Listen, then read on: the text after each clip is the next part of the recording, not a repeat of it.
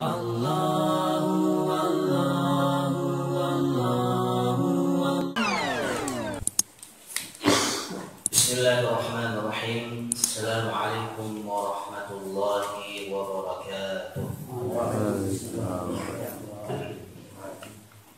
Innal hamdalillah nahmaduhu wa nasta'inuhu wa nastaghfiruhu wa natubu ilayhi wa na'udzu billahi min shururi anfusina wa sayyiati a'malina.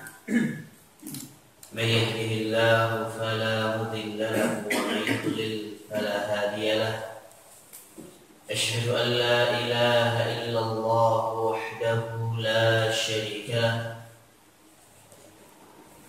lahu wa asyhadu anna Muhammadan 'abduhu wa rasuluhu la nabiyya wa la rasula ba'da. Qala Allah ta'ala fi kitabihil karim, ya ayyuhalladzina amanu taqullaha haqqa tuqatih wa la tamutunna illa wa antum muslimun.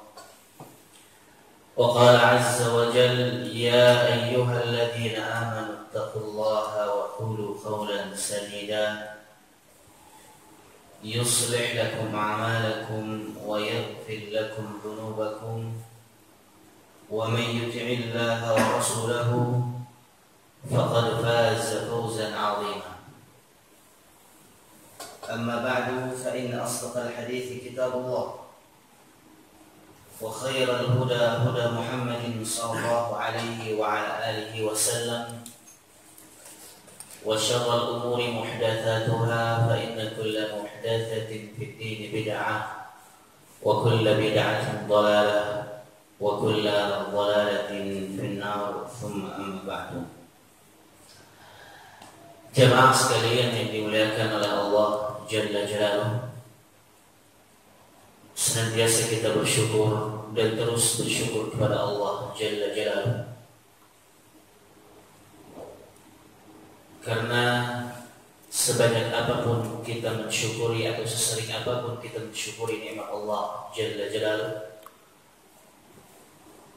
itu tidak akan bisa menyeimbangi banyaknya nikmat Allah yang Allah berikan kepada kita. Sebagaimana yang disebutkan oleh Allah Jalla Jalaluhu, wa in ta'uddu ni'matallahi la tuhsuha. Jikalau seandainya kalian berusaha menghitung nikmat Allah, maka kalian tidak akan bisa menghitungnya. Ya, jadi sesering apapun dan sebanyak apapun kita mensyukuri nikmat Allah Jalla Jalaluhu, itu tidak akan bisa menyamai dan menyeimbangi nikmat yang Allah anugerahkan kepada kita. Maka kita senantiasa bersyukur kepada Allah Subhanahu wa ta'ala atas segala apapun yang Allah berikan kepada kita. Di antaranya adalah nikmat kesempatan ini, sehingga kita bisa kembali duduk bersama dalam majlis yang mulia ini, dalam rangka kita bersama-sama mengkaji ayat-ayat Allah dan sabda-sabda Rasulullah sallallahu alaihi wa alihi wasallam. Kemudian salawat dan salam semoga senantiasa terus tercurahkan kepada baginda Nabi kita Muhammad sallallahu alaihi wasallam, kepada keluarga beliau dan kepada orang-orang yang senantiasa berjalan di bawah naungan sunnah beliau sallallahu alaihi wa ala alihi wasallam. Jemaah sekalian yang dimuliakan oleh Allah Jalla Jalaluhu, kita akan kembali melanjutkan kajian kita pada kitab Aqidatut Tauhid, dan pada pertemuan yang lalu kita menjelaskan tentang keutamaan Ahlul Bait, ya. Kedudukan Ahlul Bait atau keluarga Nabi sallallahu alaihi wasallam menurut Al-Qur'an dan sunnah Nabi sallallahu alaihi wa ala alihi wasallam. Dan pada pertemuan kali ini insyaallah kita akan lanjut pada fasal yang berikutnya, fasal yang kelima, fi fadlis sahabati wa ma yajibu i'tiqaduhu fihim wa madhhab ahli sunnah wal jamaah fima hadatha bainahum. Jadi kita akan menjelaskan tentang keutamaan para sahabat radhiyallahu taala anhum. Kemudian keyakinan-keyakinan seperti apa yang harus kita berikan kepada mereka, ya. Dan bagaimana manhaj Ahlus Sunnah wal Jamaah dalam berkeyakinan atau menyikapi para sahabat radhiyallahu taala anhum wa ardhah. Ya, dan ini penting kita ketahui jemaah, terutama di zaman kita ini, ya, karena sudah semakin banyak orang-orang yang mengotori atau meremehkan kedudukan para sahabat Nabi Sallallahu Alaihi Wasallam. Ya, jadi sudah banyak orang-orang yang menyerukan ini. Ya. Sudah banyak orang-orang yang berkeyakinan sebagian besar dari sahabat Nabi Sallallahu Alaihi Wasallam telah keluar dari Islam. Yang masih Islam hanya sebagian saja, bahkan bukan sebagian, tapi segelintir dari para sahabat saja. Setelah Rasulullah Sallallahu Alaihi Wasallam wafat, ini keyakinan yang sudah banyak tersebar di kalangan masyarakat kita. Maka ini penting kita bahas agar kita bisa menjelaskan kepada mereka bagaimana keutamaan dan kedudukan sahabat Nabi Sallallahu Alaihi Wasallam di hadapan Allah dan di hadapan Rasulullah Sallallahu Alaihi Wasallam. Nah, kemudian kita akan menjelaskan tentang fitnah yang terjadi di kalangan para sahabat ketika terjadi perselisihan di antara mereka, ketika terjadi peperangan di antara mereka, ya, di zaman Khalifah Utsman, kemudian di zaman Khalifah Ali radhiyallahu taala anhum. Karena pada saat itu muncul fitnah-fitnah besar, ya, dalam dunia Islam atau dalam masa-masa Islam. Ketika sahabat yang mulia Umar radhiyallahu taala anhu terbunuh, ya, jadi mulai fitnah-fitnah satu persatu terlihat. Ya, setelah terbunuhnya Umar radhiyallahu taala anhu, karena Nabi Sallallahu Alaihi Wasallam menyebutkan Umar itu gemboknya, bukan gembok, ya, tapi gemboknya, ya, gembok, bukan gembok kunci, ya. Nah, jadi selama Umar masih hidup, ya, maka fitnah-fitnah tersebut belum bisa terjadi. Ya, mungkin terjadi tapi nggak sebesar fitnah yang terjadi di masa Utsman dan Ali radhiyallahu taala. Ketika beliau radhiyallahu taala anhu wafat, maka terbukalah pintu-pintu fitnah, ya, sehingga terjadi perselisihan di antara kaum muslimin, ya, di antara sahabat-sahabat Nabi Sallallahu Alaihi Wasallam yang masih hidup pada saat itu.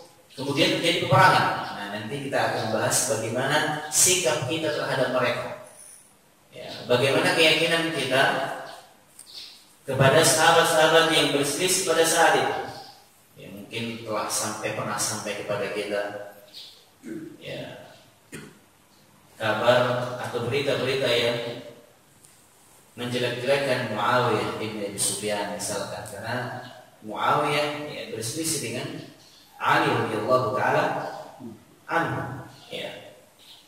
Atau mungkin sebagian berita datang kepada kita bahwa yang salah itu adalah Ali radhiyallahu taala, ya. Atau sahabat-sahabat yang bersama beliau radhiyallahu taala. Di sini saya akan kita jelaskan insyaallah, ya, pada poin berikutnya nanti setelah kita jelaskan tentang keutamaan para sahabat radhiyallahu taala anhum. Nah, jemaah sekalian yang dimuliakan Allah Subhanahu wa taala, berkata muallif hafizahullah taala, ya, penulis mengatakan, mal muradu bis sahabati wa mal ladzi yajibu i'tiqaduhum fihim. Jadi apa sih yang dimaksud dengan para sahabat itu? Dan apa yang harus kita yakini tentang mereka? Kita harus tahu dulu definisi sahabat, jemaah, sebelum kita menjelaskan tentang keutamaan para sahabat. Siapa sahabat Nabi Sallallahu Alaihi Wasallam?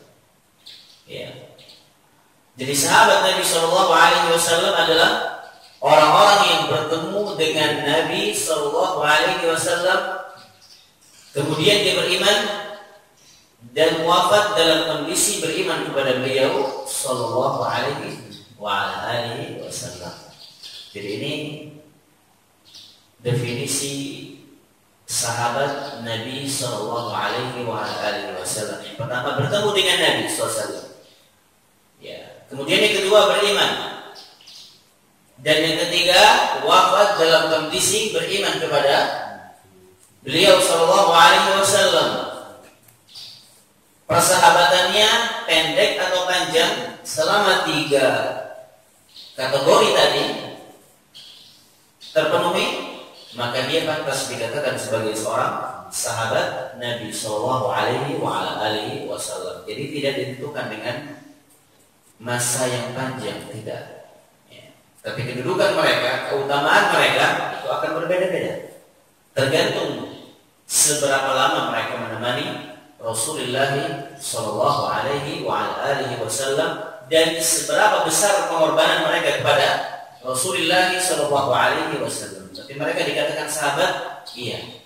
Meskipun barangkali ya, mungkin ada di antara para sahabat yang bertemu hanya sehari dengan Rasulullah sallallahu alaihi wasallam, kemudian dia beriman dan wafat di atas Islam.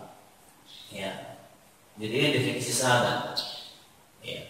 Jadi kalau ada orang yang kafir bertemu dengan Rasulullah sallallahu alaihi wasallam dan wafat dalam kondisi kufur, belum masuk Islam, tapi dia lama bertemu dengan Rasulullah SAW, ya, sering bersama Rasulullah SAW, ini belum dikatakan sebagai seorang sahabat Nabi Sallallahu Alaihi Wasallam.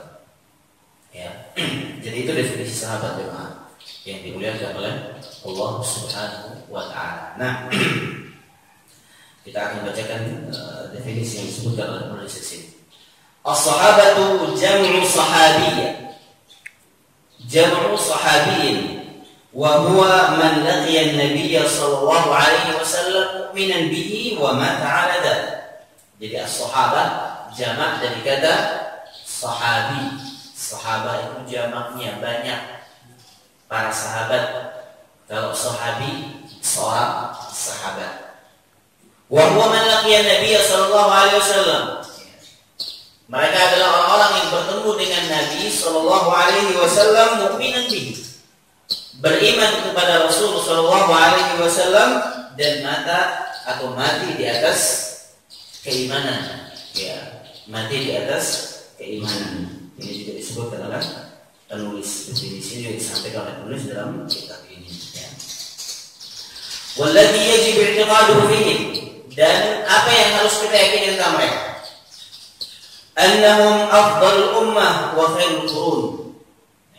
Para sahabat Nabi sallallahu alaihi wasallam adalah orang-orang yang paling mulia di kalangan umat Nabi sallallahu alaihi wasallam. Ini keyakinan seorang muslim, meyakini bahwasanya sahabat-sahabat Nabi adalah orang yang paling mulia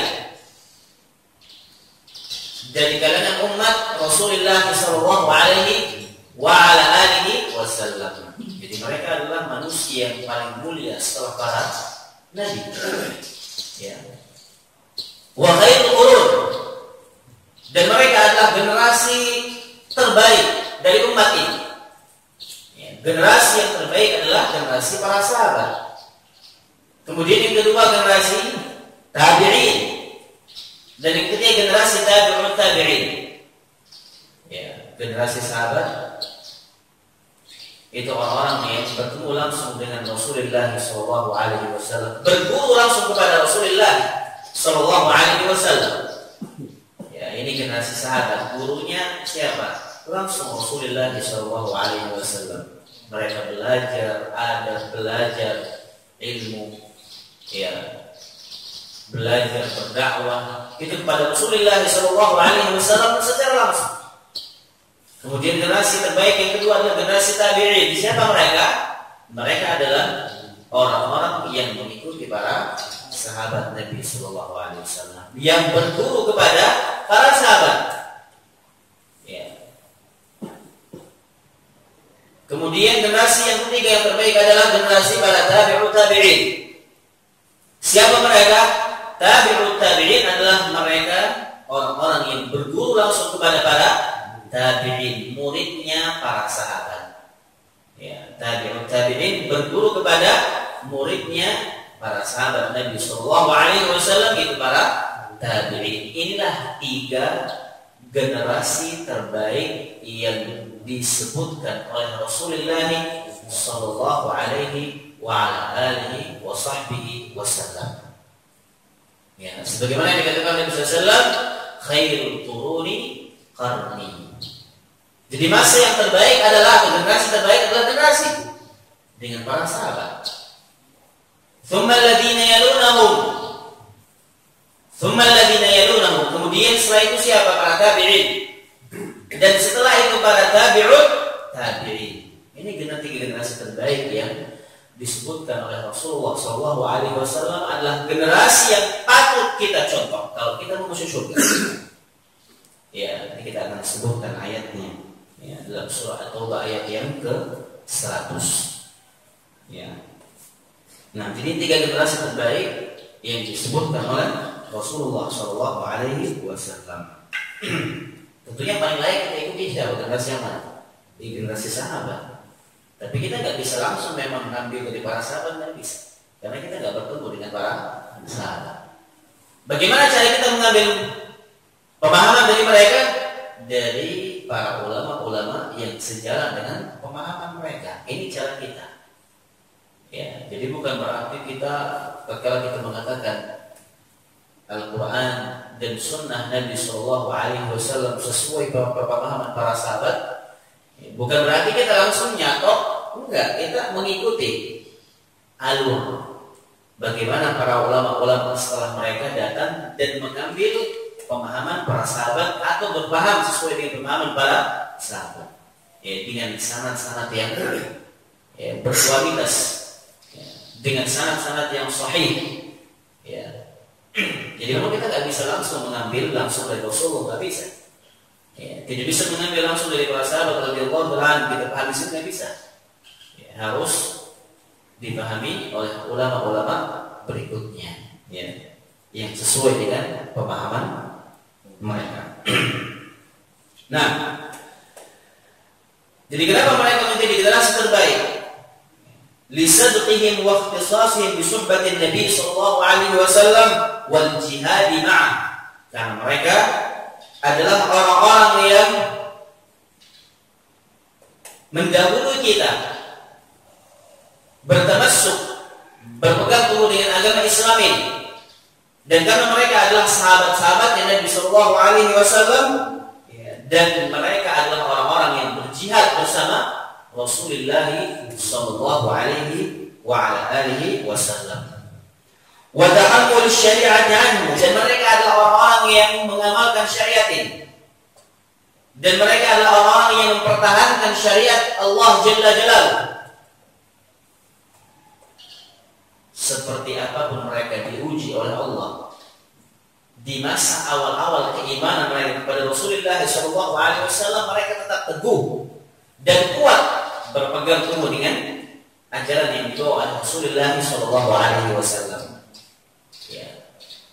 Mungkin kalau kita pernah mendengar bagaimana sebagian sahabat diadab, disiksa karena mengikuti dakwah Rasulullah sallallahu alaihi wasallam.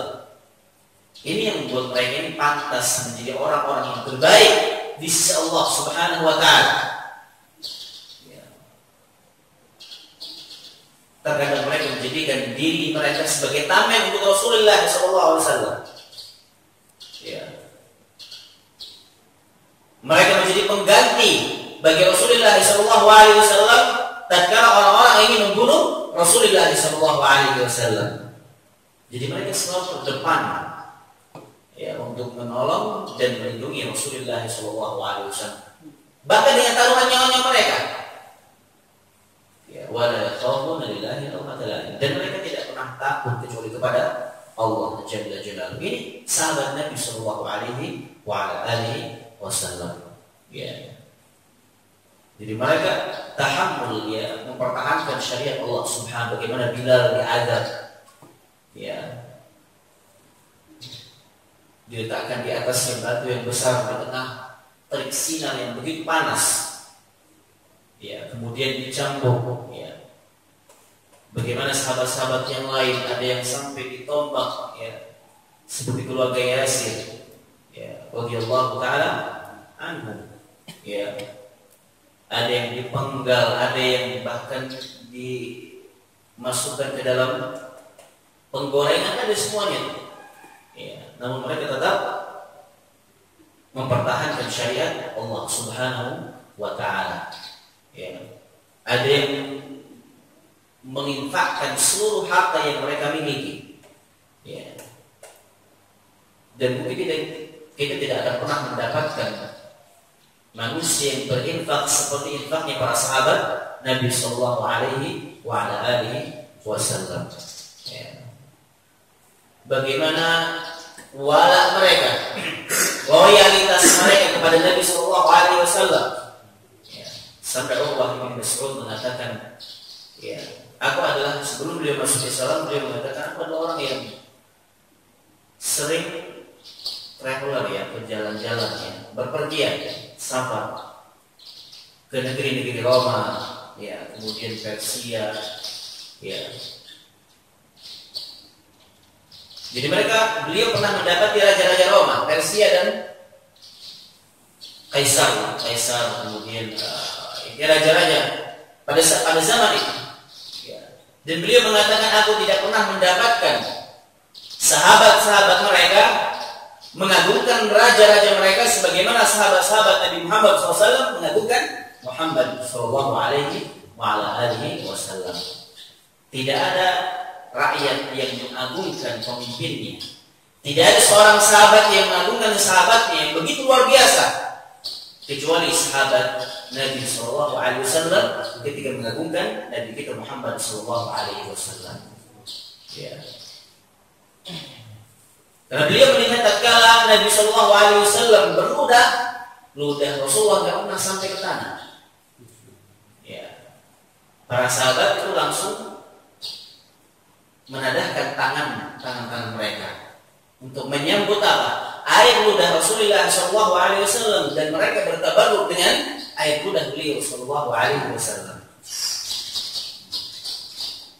Dan bekas air wudu Nabi SAW pun tidak pernah jatuh. Ya. Mereka sampai terkadang mau berantem, berebutan, ya, untuk mendapatkan bekas wudunya Nabi SAW. Tapi ini khusus bagi Nabi SAW, tidak bisa diperuntukkan untuk yang lain. Ya. Karena sebagian ada yang mengkiaskan antara Nabi dengan orang-orang soleh. Ya. Sisi yang sama di mana mereka mengatakan kesalehannya. Sebenarnya kita nggak pantas mengatakan kesolehan seorang kiai, ustadz, guru, habib misalkan itu sama dengan kesolehan Rasulullah SAW. Ada nggak yang berani mengatakan itu? Nggak pantas sebenarnya, kan? Ya. Karena jauh berbeda antara kesolehan Nabi SAW dengan kesolehan para wali-wali yang mereka anggap alim. Ya. Kalau kesolehan Nabi SAW sudah terjadi di surga, kesolehan yang lain belum terjadi di surga. Ya. Jadi banyak perbedaan, ya, antara kesolehan Nabi SAW dengan kesolehan umatnya. Jadi nggak bisa dikiaskan. Ya. Kemudian yang kedua, para sahabat tidak pernah saling bertabarruk dengan air ludah di antara mereka, dengan air wudu di antara mereka, dengan keringat di antara mereka untuk mendekatkan diri mereka kepada Allah Subhanahu wa taala atau meyakini ada keutamaan. Enggak ada riwayat Umar mengambil air wudunya Abu Bakar. Ya. Dan kita meyakini bahwasanya manusia yang paling mulia setelah Rasulullah SAW siapa? Abu Bakar. Ya. Bahkan Nabi SAW mengatakan, la tasubbu ashabi. Janganlah kalian menghina para sahabatku. Lau anna ahadakum anfaqa mithla Uhudin dhahaban ma balagha mudda ahadihim wala nasibahu. jikalau seandainya salah seorang di antara kalian, kata Nabi SAW, ya, menginfakkan seluruh harta yang mereka miliki, walaupun sebesar gunung Uhud, infak mereka yang satu genggam itu belum bisa kita sanai. Ya, harta yang segunung Uhud itu belum bisa menyamai infak satu genggam di antara mereka. Bahkan setengahnya saja kita belum bisa menyamai, meskipun kita berinfak dengan harta yang sebesar gunung Uhud. Ya, itu dalam masalah hartanya. Kenapa? Kenapa berbeda zaman? Ya, kalau orang berinfak di zaman ini, kalau ada misalkan ya, karena kan di masa-masa yang biasa, aman gitu. Kalau di zaman dahulu itu masa-masa sulit, ya, di masa-masa sulit, ya. Kemudian ada kata Nabi SAW, inna aizamul jazai ma'aizamil bala. Ya, besar kecilnya pahala seseorang tergantung besar kecilnya perjuangan dan usaha. Ya, jadi itu khusus bagi Nabi Shallallahu Alaihi Wasallam. Kita boleh bertabaruk dengan apa yang berasal dari tubuh Rasulullah Shallallahu Alaihi Wasallam tatkala beliau masih hidup. Kalau sudah mati, ya, meskipun misalkan masih ada, tapi itu belum bisa divalidasi. Ya, mungkin ada yang mengatakan rambut Rasulullah masih misalkan di museum ini, tidak ada sanadnya. Ya, tidak ada yang bisa memastikan itu adalah rambut Rasulullah SAW. Apalagi yang namanya rambut, ya kan, nyambungnya cepat, ya, dan itu bisa mendapatkan rambut di mana aja ada. Ini yang menjadi jadi keyakinan kita adalah, ya, rambut Rasulullah SAW sudah tidak ada. Ya. Meskipun ada, kita tidak boleh meyakini karena kita tidak tahu, ya, kesahihan, ya, rambut tersebut apakah menjadi Rasulullah SAW atau tidak. Di masa Rasulullah SAW masih hidup, tidak apa-apa bertabaruk dengan air muka beliau, bertabaruk dengan bekas wudhu beliau Sallallahu Alaihi Wasallam, bekas ludah beliau Sallallahu Alaihi Wasallam, nggak apa-apa. Bahkan pernah Ummu Sulaim itu ketika Rasulullah SAW tidur, ya, di ranjang di rumah Ummu Sulaim, ketika Rasulullah SAW pergi, Ummu Sulaim mengelap keringat Nabi SAW dengan anduk, kemudian dimasukkan ke dalam botol. Ya, tiba-tiba Rasulullah SAW datang, kemudian bertanya kepada Ummu Sulaim, ada kesain apa yang kau buat? Kemudian Ummu Sulaim mengatakan, ya, kami hanya menggunakan ini untuk kemaslahatan kebaikan keturunan kami. Di dalam riwayat yang lain Nabi SAW beritakan kepada Ummu Sulaim untuk mencampur air kari dengan minyak wangi. Ya. Dan ini menunjukkan ketetapan Rasulullah SAW. Boleh untuk Rasulullah SAW. Ya, jadi kalau pengen Rasulullah SAW itu lebih harum daripada misi. Ya. Kalau kita kan Allah alam bisawab, ya. Nah, ya. Jadi pantas, ya, dijadikan sebagai tabarruk, ya, keberkahan kepada Allah Jalla Jalaluhu. Nah, jadi itu contoh bagaimana kemuliaan penghormatan para sahabat kepada Nabi Sallallahu Alaihi Wasallam. Kemudian di antara yang buat mereka menjadi orang istimewa di sisi Allah dan di sisi Rasulullah Sallallahu Alaihi Wasallam adalah wa tablighiha liman ba'dahu. Mereka adalah wasilah, perantara, yang membawa risalah Rasulullah SAW kepada umat-umat setelahnya. Siapa? Beliau atau mereka para sahabat radhiyallahu taala anhum. Jadi mereka adalah perantara, ya, perantara antara kita dengan Rasulullah SAW yang menyampaikan agama ini. Ya. Wa qad athna Allahu 'alaihim fi muhkami kitabih, dan Allah memuji mereka dalam kitabnya, itu di dalam Al-Quran Al-Karim, dalam surah At-Taubah ayat yang ke-100. Allah Subhanahu wa taala mengatakan was-sabiquna al-awwalun minal muhajirin wal ansar walladzina ittaba'uuhum bi ihsan radhiyallahu anhum wa radu anhu wa a'adda lahum jannatin tajri tahtaha al-anhar khalidina biha abada dzalika al-fawzul 'azim. At-Taubah ayat yang ke-100. Ini ayat yang jelas memuji para sahabat Nabi Sallallahu Alaihi Wasallam dan menjadi bantahan untuk orang-orang Syiah Rafidah yang menjatuhkan kehormatan sahabat-sahabat Nabi Sallallahu Alaihi Wasallam, bahkan Mereka meyakini seluruh sahabat Nabi SAW itu kafir kecuali hanya segelintir saja. Di antaranya Salman al-Farisi, Abu Dzar al-Ghifari, kemudian Ali bin Abi Thalib, Hasan, Husain, ya. Dan sebagian segelintir doang yang masih Islam. Yang lain kafir kata mereka. Bahkan mereka paling gencar menjatuhkan kehormatan Abu Bakar dan Umar. Ya. Apalagi Aisyah radhiyallahu taala anha. Ini orang-orang yang paling mereka benci, yang paling dibenci oleh orang Syiah Rafidhah. Padahal dalam ayat ini jelas Allah Subhanahu wa taala puji mereka was-sabiqun al-awwalun, dan orang-orang yang terdahulu keislamannya dari golongan orang-orang muhajir dan ansar. Ya, jadi sahabat itu ada dua jenis, ada yang muhajirin dan ada yang ansar. Ya, muhajirin orang-orang yang berhijrah. Ya, orang ansar adalah orang-orang yang menyambut orang-orang yang berhijrah dari Mekah ke Madinah. Ya. Mana yang lebih utama? Muhajir. Karena jelas mereka disebutkan terlebih dahulu oleh Allah Subhanahu wa taala, kemudian orang-orang ansar. Kenapa mereka lebih utama? Karena mereka yang berjuang lebih keras. Ya, mereka meninggalkan tanah kelahiran mereka untuk mempertahankan agama Allah Subhanahu wa taala. Orang-orang yang berhijrah, ya, dari Makkah ke Madinah. Ya, maka kalau Khulafaur Rasyidin itu berasal dari orang-orang muhajirin. Ya. Dan tidak boleh dipilih kecuali dari orang muhajirin. Ya, tidak boleh dipilih dari orang ansar. Ya. Walladzina tabauhum bi ihsan radhiyallahu ta'ala anhum. Dan orang-orang yang mengikuti mereka dengan pengikutan yang terbaik, maka dengan kebaikan, radhiyallahu anhum wa radu an. Semoga Allah memberikan ridha kepada mereka dan Allah pun ridha kepada mereka. Ya. Mereka pun ridha kepada Allah Jalla Jalaluhu. Wa adda lahum jannatin, dan Allah mempersiapkan bagi mereka apa? Surga.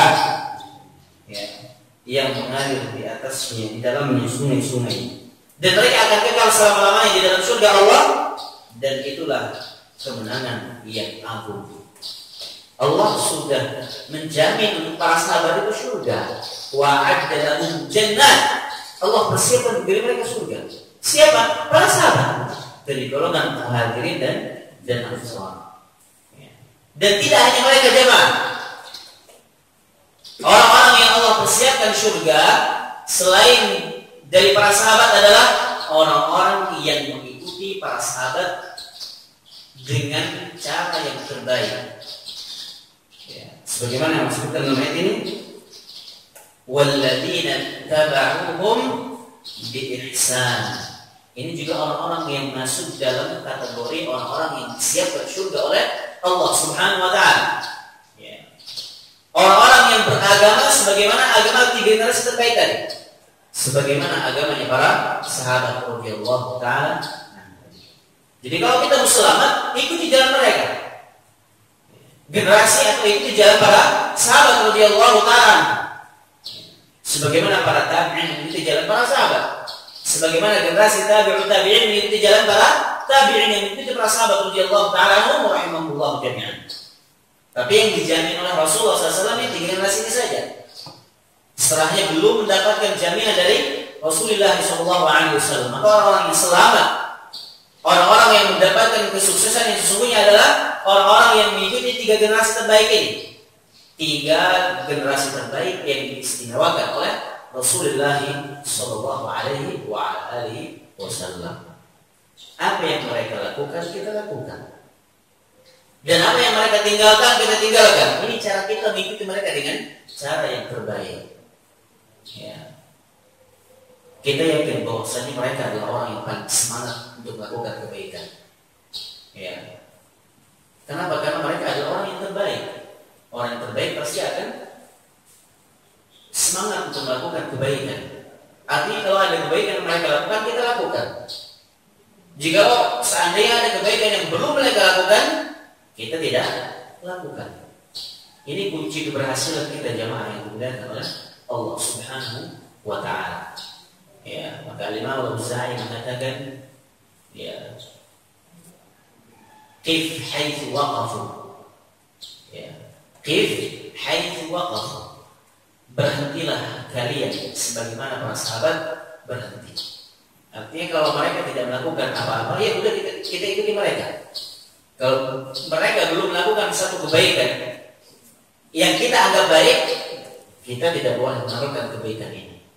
Ya, karena siapa kita? Apakah kita lebih semangat dari mereka untuk melakukan kebaikan? Tentunya tidak. Ya. Dan apa yang baik dalam kehidupan kita adalah apa yang mereka kerjakan. Apa yang baik menurut mereka. Jadi ukuran kebaikan suatu amalan kita lihat. Apakah para sahabat Nabi Shallallahu Alaihi Wasallam, para tabi'in mengerjakan amal tersebut atau tidak? Kalau tidak, berarti bukan kebaikan. Ya, contoh tadi bertabaruk.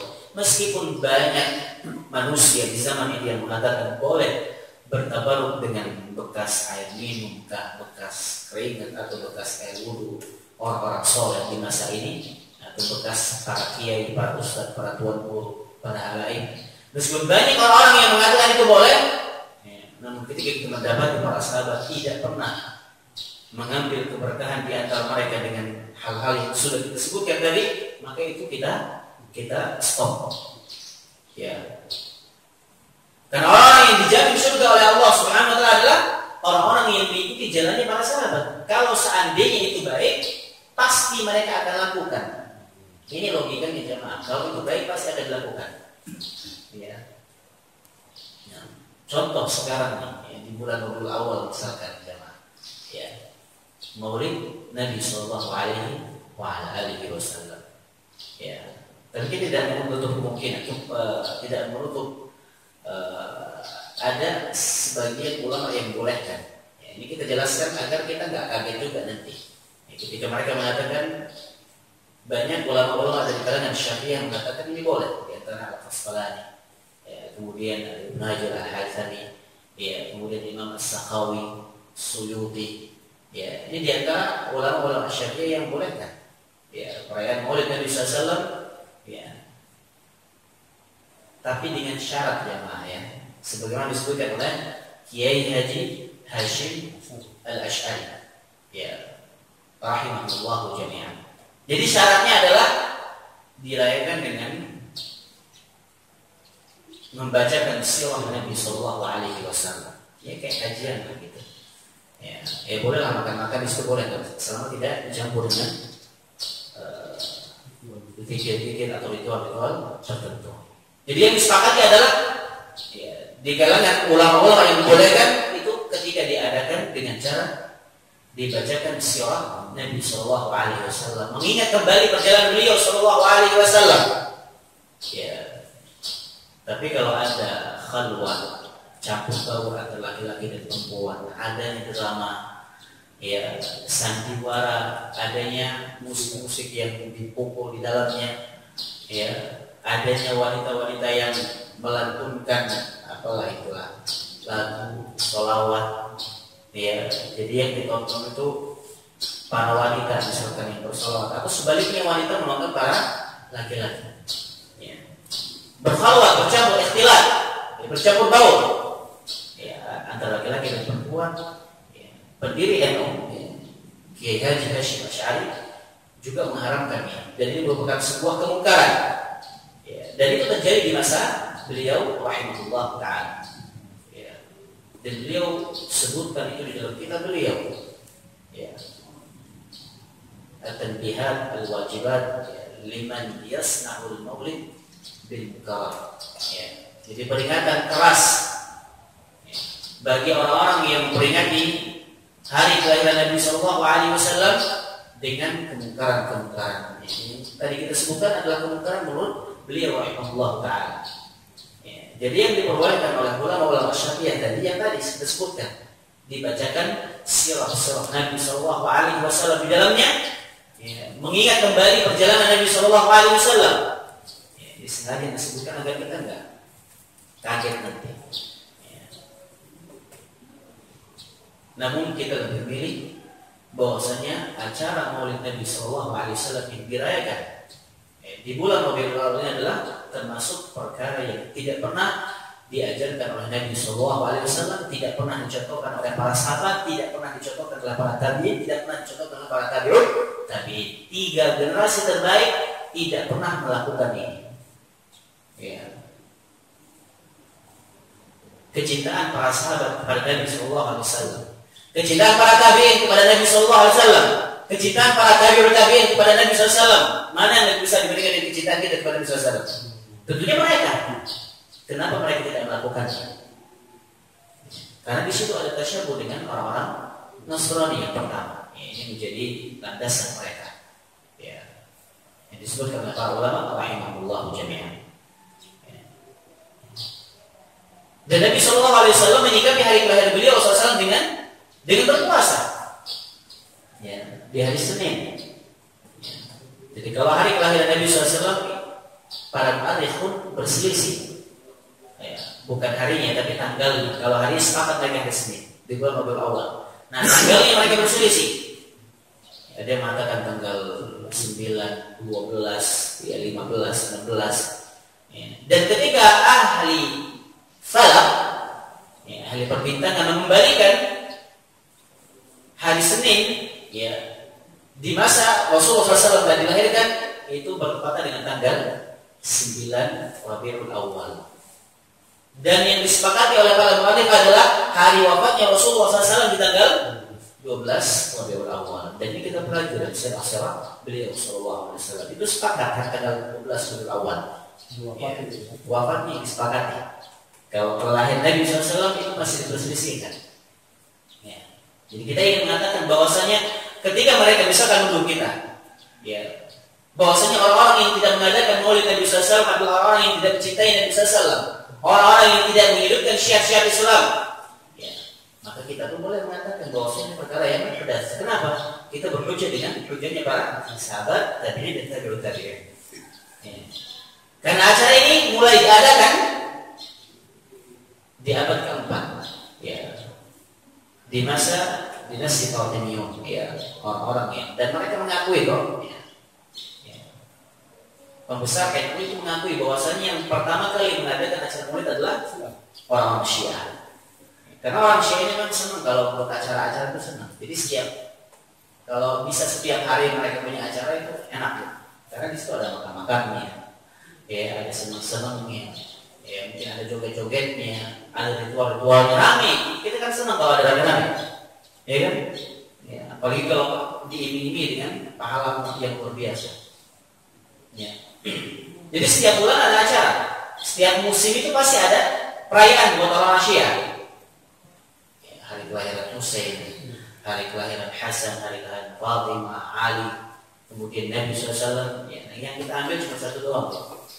Ya, kemudian dilanjutkan oleh Raja Muzaffar di abad yang ke-7.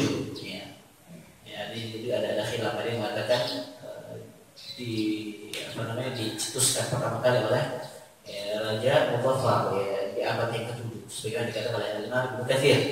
Ya, dia mengatakan di abad yang ke-4 orang Fatimiyah, ya, sebagaimana disebutkan oleh Al-Imam Al-Maqdisi, seorang ahli tarikh.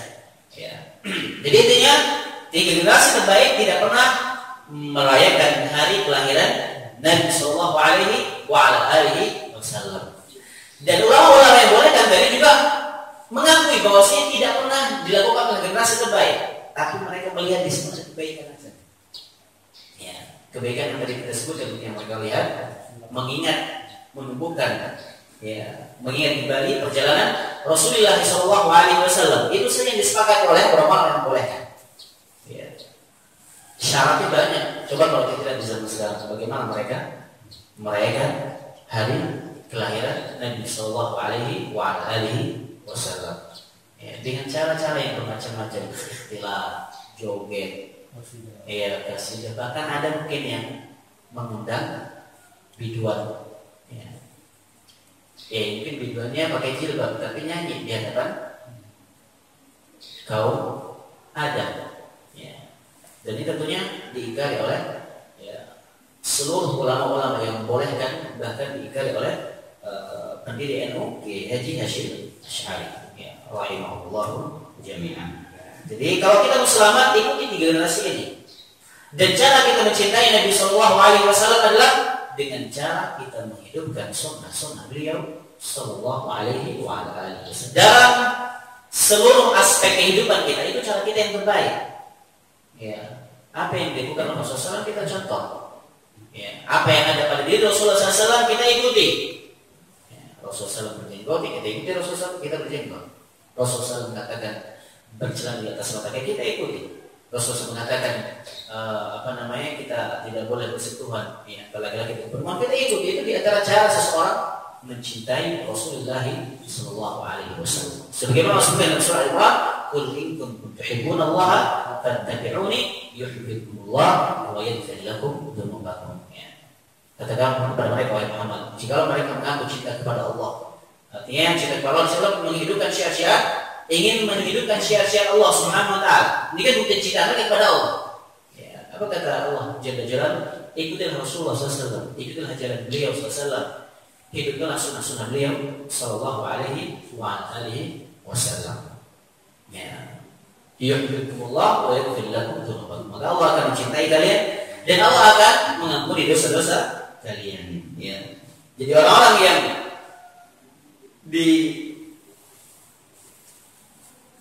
dijadikan surga oleh Allah Subhanahu Wa Taala selain para sahabat adalah orang-orang yang mengikuti 3 generasi terbaik ini. Ya, walladzina tabauhum bi ihsanin radhiyallahu taala anhum. Ya.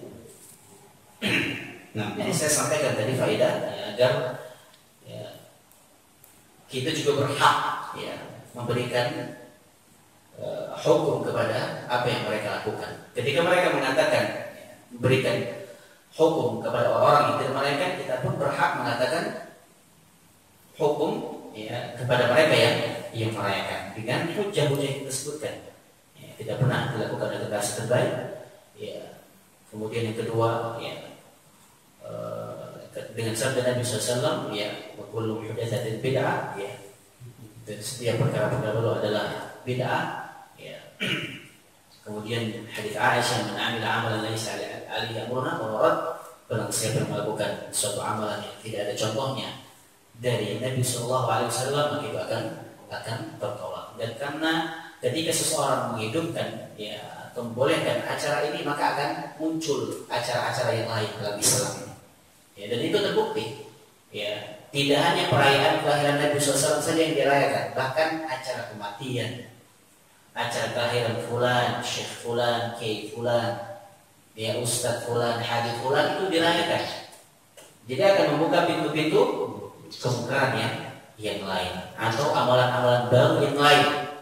Ya, setiap orang akan berhak untuk membuat, dan mereka berdalil dengan bolehnya merayakan perayaan Maulid Nabi Sallallahu Alaihi Wasallam. Nah, kita lanjut ayat yang kedua yang menjelaskan tentang keutamaan para sahabat radhiyallahu taala. Ya, mungkin Anda bisa menyampaikan kajian sampai jam 5 aja ya. Nah, sebelum jam 6 kita sisakan waktu bertanya jawab. Kemudian berikutnya dalam surah Al-Fatih ayat yang ke-29. Muhammad Rasulullah.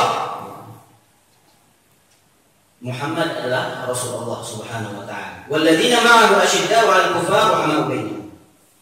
Jadi orang-orang yang di sekitar Rasulullah SAW adalah orang-orang yang keras pada orang kafir.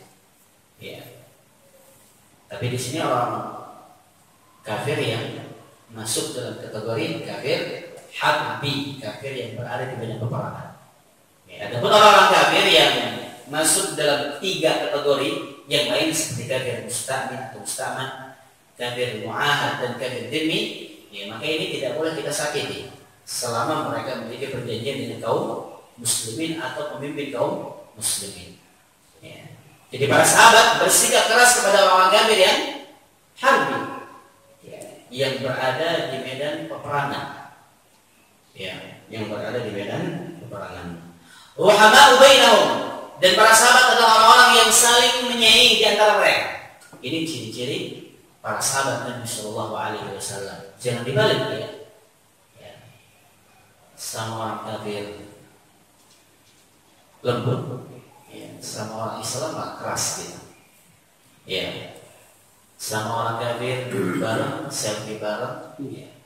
Tapi sama orang Islam kajian malah dibubarin. Perkumpulan kaum muslim malah dibubarkan misalnya. Ya. Ya meskipun kafir yang muahad tadi, ya, bukan kafir harbi, tetap saja kaum muslimin harus kita lebih muliakan dibandingkan dengan orang kafir tiga jenis tadi. Ya. Tarahu ka'an sujud yabtaquna fadlan min Allah wa ridwan.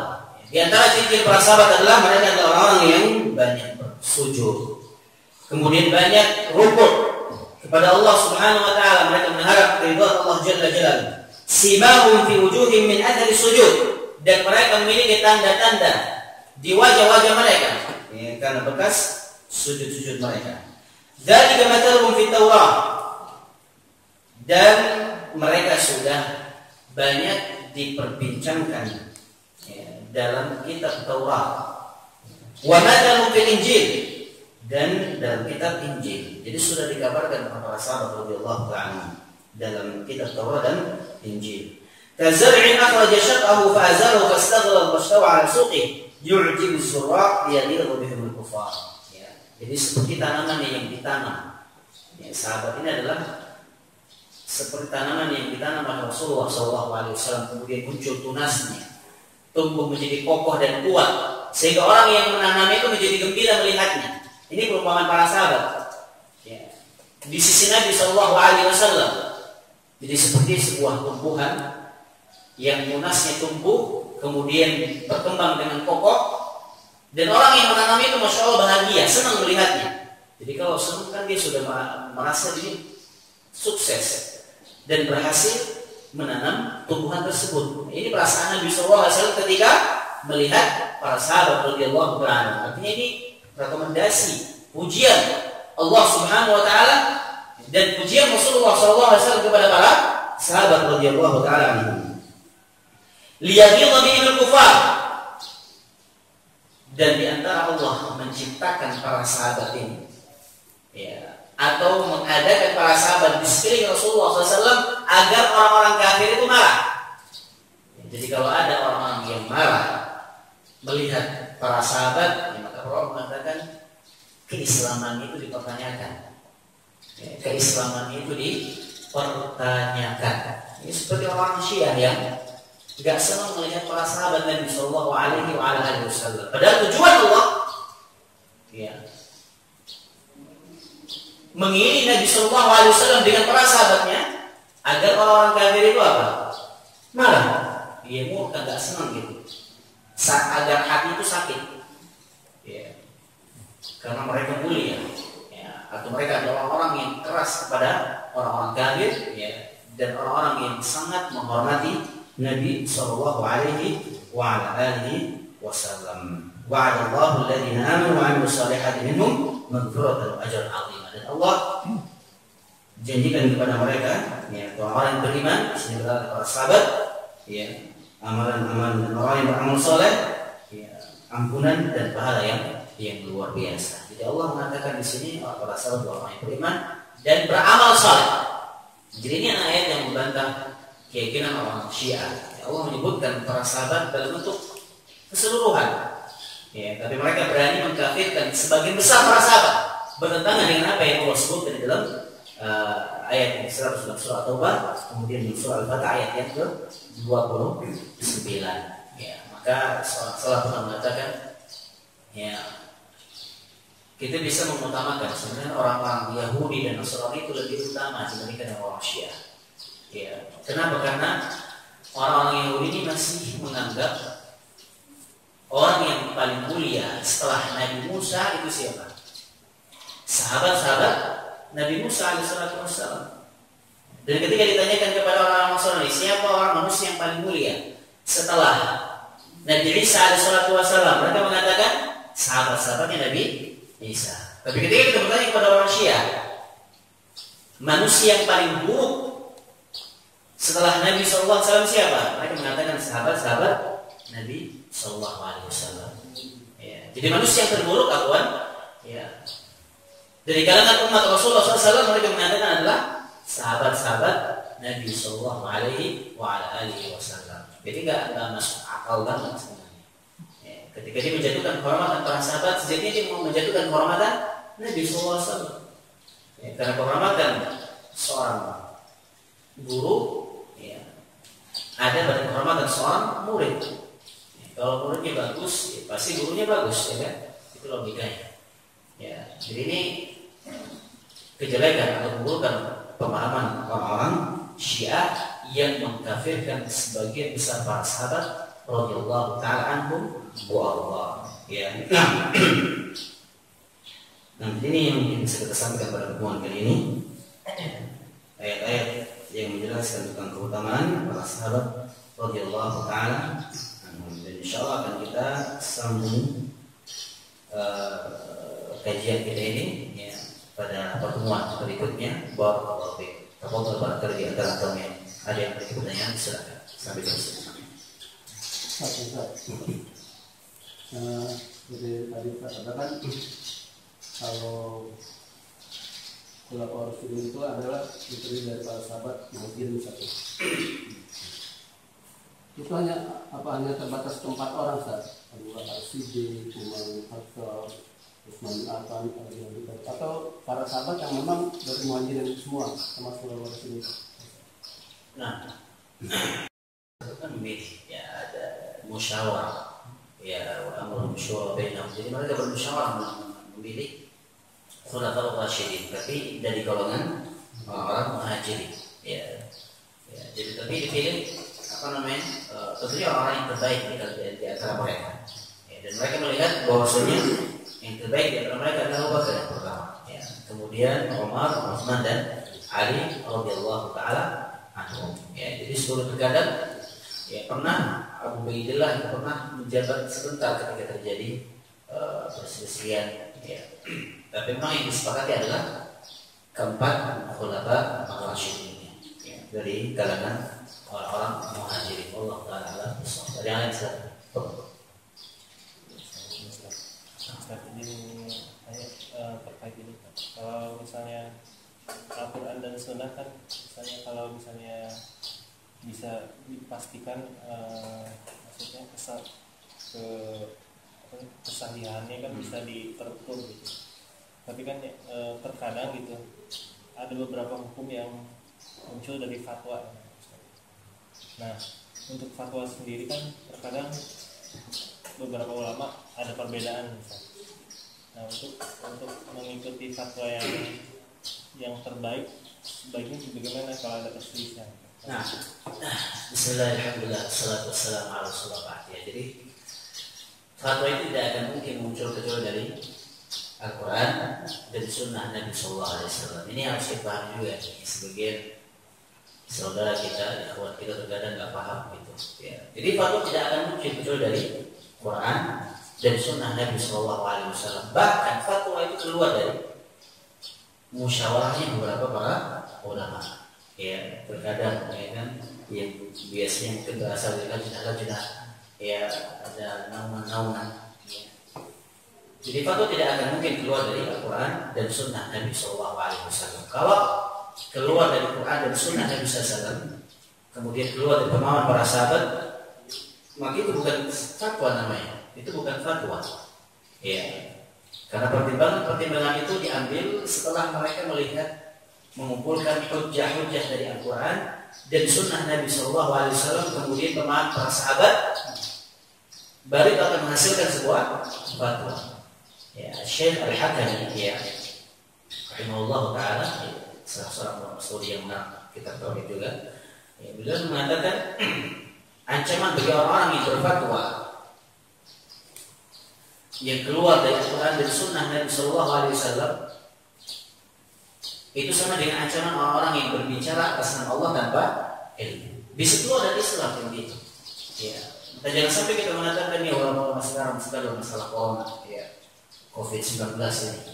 Itu lebih mengikuti Al-Quran dan Sunnah daripada fatwa. Kita katakan kepada mereka, fatwa itu keluar dari Al-Quran dan Sunnah Nabi SAW. Jadi para sahabat, para ulama itu tidak mungkin mengambil kesimpulan dari hukum selain Al-Quran dan Sunnah Nabi SAW dalam masalah sholat, dalam masalah masker, ya.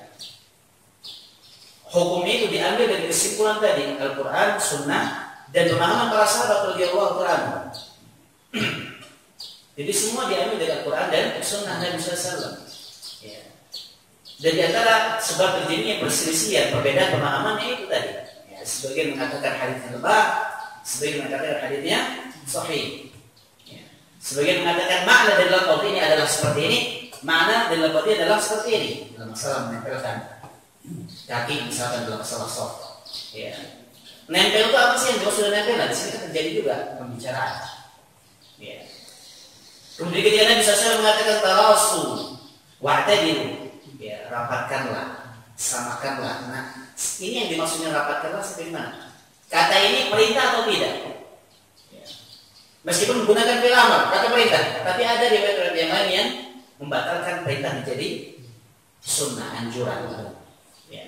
Kemudian menutup, ini misalkan menutup masker, menutup mulut dengan masker. Jadi sama, larangannya itu larang, kita dilarang. Kita lihat larangannya bersifat apa?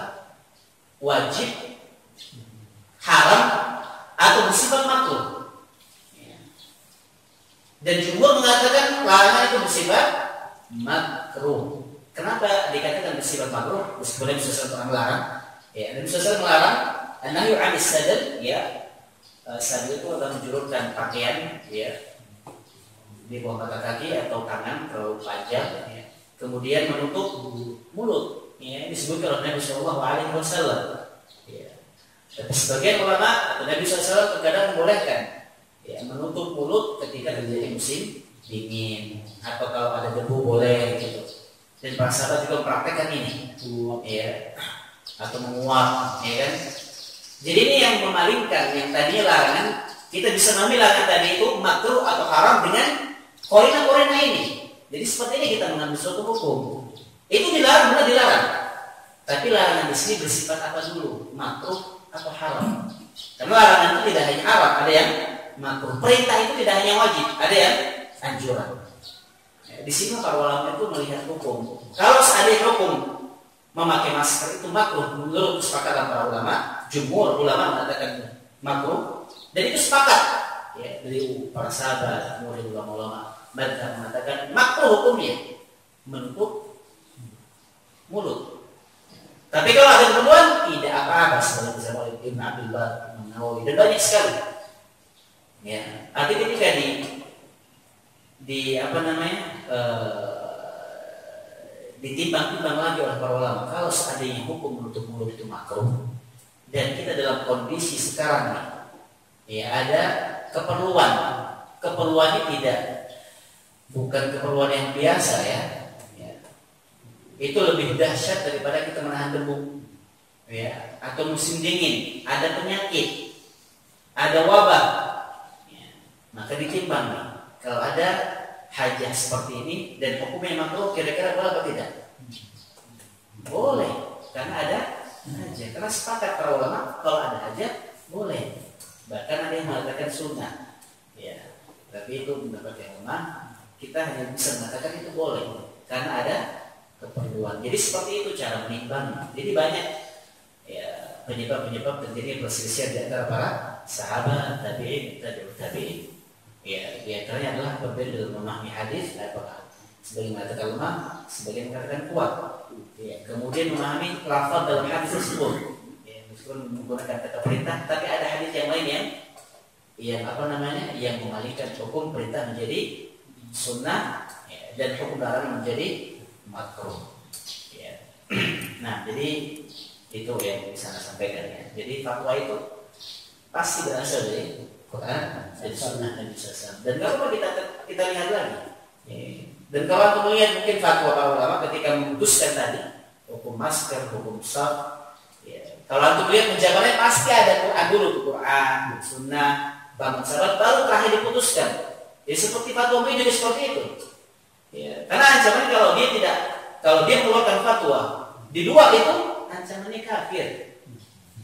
Ya. Karena berkata atas nama selain Allah Subhanahu Wa Taala, atau berkata atas nama Allah tanpa ilmu. Ya, wala taqfu ma laysa laka bi'ilm. dan ayat di surah Al juga. Haram yang dipastikan itu adalah berkata atas nama Allah dan batil. Jadi intinya jangan sampai kita bergampang-gampangan nih ya. Fatwa harus kita buang, kita harus kembali kepada Quran. Benar, ucapan ini benar, tapi kita harus menghargai, ya. Dan kita harus paham dulu sebelum kita mengucapkan. Ya, itu ungkapan seperti tidak ada salahnya. Ya. Tapi ketika ada yang mengatakan, ya, fatwa-fatwa yang datang mengakal-akali. Ya. Jadi seakan-akan ulama-ulama yang membuat hukum tersebut yang menggunakan akal-akalan mereka untuk melariskan apa yang kita lakukan saat ini. Enggak ya, apalagi ini sudah sepakat seluruh ulama sejagat ini kan, dan dibantu oleh pemerintah, kemudian dibantu oleh medis lagi itu. Udah sepakat luar biasa itu jemaah yang mengatakan Allah Subhanahu wa Ta'ala. Tapi kalau ada yang berkeyakinan di luar itu, ya tetap silakan keyakinan masing-masing. Tapi jangan menjelek-jelekan orang yang ya, mengambil fatwa tersebut. Sebab fatwa itu berlandas kepada Quran dan Sunnah Nabi Sallallahu Alaihi Wasallam. Ya, barakallahu. Semoga ini bisa sampai sini yang bisa disampaikan. Kurang lebihnya mohon maaf. Dan kita tutup dengan doa kepada majelis. Subhanallah wa bihamdika asyhadu an la ilaha illa anta astaghfiruka wa atubu ilaik. Assalamualaikum.